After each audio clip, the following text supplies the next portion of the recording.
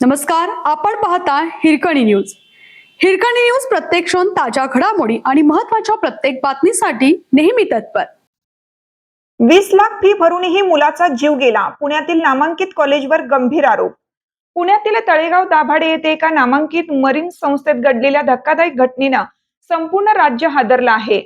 Basketball खेळताना लोखंडी खांब कोसळून एका 20 वर्षीय विद्यार्थ्याचा मृत्यू झाला. या प्रकरणी महाविद्यालयाच्या हलगर्जीपणावर गंभीर आरोप होत असून कुटुंबियांनी न्यायाची मागणी केली आहे. पुण्यातील तळेगाव दाभाडे येथील तोलानी मेरीटाईम इन्स्टिट्यूटमध्ये विशाल वर्मा या 20 वर्षीय विद्यार्थ्याचा दुर्दैवी मृत्यू झाला.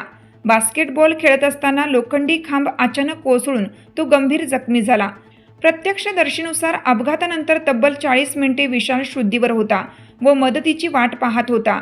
मात्र संस्थेकडे तातडीने रुग्णवाहिका आणि चालक उपलब्ध नसल्याने त्याला वेळेवर उपचार मिळू शकले नाहीत.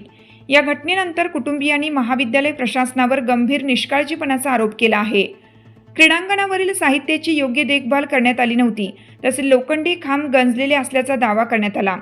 विशालचे वडील बाबूराव वर्मा यांनी अत्यंत भावूक होत सांगितलं की शेती करून आणि कर्ज काढून 2 वर्षात 20 लाख रुपये फी भरली, पण ज्या कॉलेजमध्ये मुलाचे भविष्य घडवण्यासाठी पाठवले तेच त्याच्या मृत्यूचे कारण ठरले.